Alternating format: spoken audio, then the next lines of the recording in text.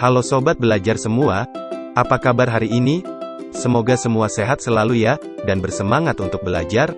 Pada kesempatan kali ini, materi yang akan kita bahas adalah teks fiksi.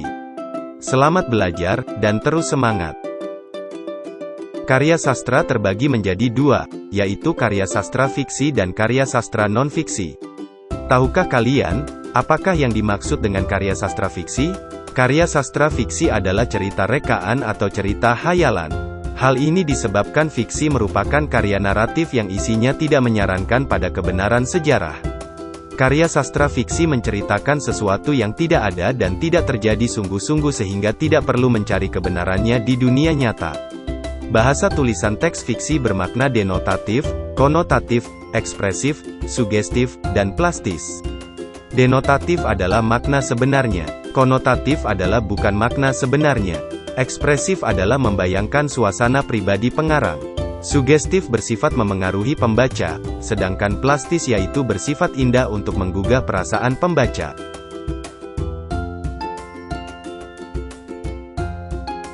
Berikut ciri-ciri teks fiksi, antara lain: 1. Sifatnya rekaan, atau mewujudkan imajinasi yang dimiliki oleh pengarang. 2. Dalam teks fiksi ada kebenaran yang relatif, dan tidak mutlak. 3. Teks fiksi, umumnya memakai bahasa dengan sifat konotatif, dan bukan sebenarnya. 4. Teks fiksi tidak ada sistematika baku di dalamnya. 5. Karya fiksi umumnya menyasar pada emosi dan perasaan dari pembaca, bukan pada logikanya. Ada beberapa jenis cerita fiksi. Di antaranya adalah dongeng, cerpen, dan novel. Berikut uraian singkatnya. Dongeng. Dongeng merupakan bentuk cerita khayal dan ajaib, yang berasal dari mulut ke mulut atau diceritakan dari generasi ke generasi. Dongeng bertujuan sebagai cerita untuk menghilangkan kesedihan, dan mendatangkan kegembiraan. Dalam dongeng, banyak terkandung nilai-nilai moral dan nasihat bagi pembaca atau pendengarnya. Berikut jenis-jenis dongeng. 1. Fabel. Fabel adalah sejenis dongeng yang berisikan cerita hewan-hewan. Contohnya, dongeng Si Kancil dan Patani. 2. Dongeng lucu. Dongeng lucu merupakan cerita fiksi yang berisikan kisah atau perjalanan suatu tokoh yang menimbulkan kelucuan atau humor. Contohnya, dongeng Abu Nawas. 3. Sage. Sage merupakan dongeng yang berhubungan dengan kejadian atau peristiwa yang ada kaitannya dengan sejarah. Contohnya, Lutung Kasarung dan Damar Wulan. 4. Mite. Mite adalah jenis dongeng yang berhubungan dengan kepercayaan dalam masyarakat. Contohnya, cerita tentang Dewi Sri adalah Ratu Padi. 5. Legenda. Legenda merupakan dongeng yang menjelaskan tentang terjadinya suatu daerah.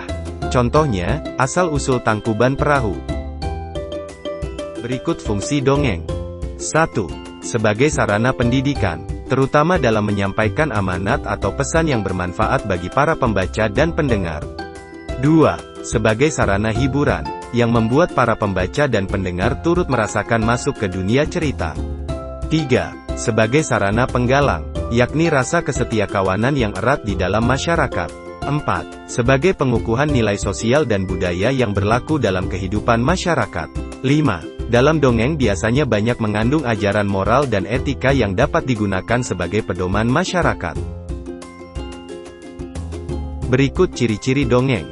1. Dongeng atau cerita rakyat biasanya disampaikan secara lisan. 2. Tidak ada informasi mengenai siapa pencipta, atau orang yang pertama kali menceritakan dongeng. 3. Disampaikan secara turun-temurun. 4. Bersifat tradisional. 5. Kaya akan nilai-nilai luhur. 6. Terdapat banyak versi dan variasi. 7. Mempunyai bentuk-bentuk klise terutama dalam pengungkapan atau susunannya. Cerpen. Cerpen adalah jenis karya sastra fiktif atau hayalan, yang menceritakan kisah yang dialami oleh suatu tokoh secara ringkas disertai dengan berbagai konflik, dan terdapat penyelesaian atau solusi dari masalah yang dihadapi. Contohnya, cerpen Hujan Kepagian, oleh Nugroho Notosanto, dan Robohnya Surau Kami, oleh A.A. Nafis. Berikut ciri-ciri cerpen, antara lain yaitu: 1. Bisa dibaca dalam sekali duduk. 2. Plotnya mengarah hanya kepada suatu insiden atau kejadian tunggal. 3. Watak tokoh tidak dikembangkan secara penuh. Apabila tokoh itu baik, hanya kebaikan saja yang diceritakan sedangkan sifat lainnya tidak. 4. Dimensi ruang dan waktunya terbatas, cerita lebih berisi, memusat dan mendalam, mencapai keutuhan secara eksklusi. Berikut fungsi cerpen, antara lain yaitu 1. Sebagai rekreatif, yakni memberikan rasa senang, gembira, dan terhibur bagi para pembaca. 2. Sebagai didaktif, mengarahkan dan mendidik para pembacanya kepada nilai kebenaran serta kebaikan. 3. Sebagai estetis, memberikan keindahan kepada para pembaca karya sastra. 4. Sebagai moralitas, mengandung atau memiliki nilai moral, apakah itu moral baik maupun tidak bagi para pembaca. 5. Sebagai religiusitas, mengandung ajaran agama yang nantinya dapat menjadi teladan untuk para pembaca. Novel.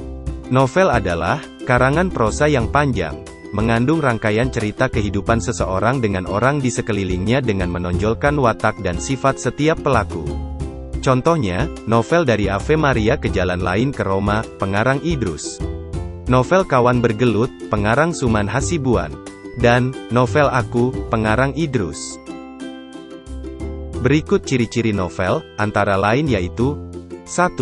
Tidak dibaca sekali duduk. 2. Plot mengarah ke insiden atau kejadian jamak. 3. Watak tokoh dilakukan pengembangan secara penuh.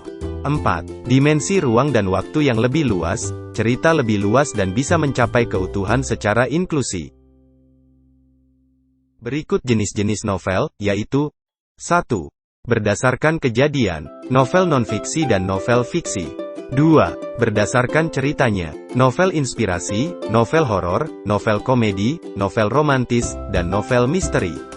3. Berdasarkan isi, novel songlit, novel roman, novel ciklit, dan novel dewasa. Berikut fungsi atau tujuan novel, antara lain yaitu 1. Memberikan hiburan bagi para pembaca. 2. Pengarang dapat menceritakan beragam aspek kehidupan, secara lebih mendalam. 3. Membantu setiap individu, dalam menghadapi permasalahan hidup. 4. Memberikan kesadaran, kepada para pembaca terhadap kebenaran hidup. 5. Dapat mengarahkan, ataupun mendidik pembaca dengan nilai-nilai kebenaran dan kebaikan yang terdapat di dalamnya. 6. Mampu mempersembahkan keindahan untuk pembaca. 7. Memberikan pengetahuan kepada pembaca, sehingga dapat mengetahui etika yang baik dan buruk. 8. Terdapat kandungan pemikiran agama, yang bisa diteladani bagi para pembaca. Demikian tadi, video pembahasan tentang teks fiksi. Tentunya, masih banyak kekurangan dalam video ini. Silahkan komen positif di kolom komentar ya, dan jangan lupa like dan subscribe-nya.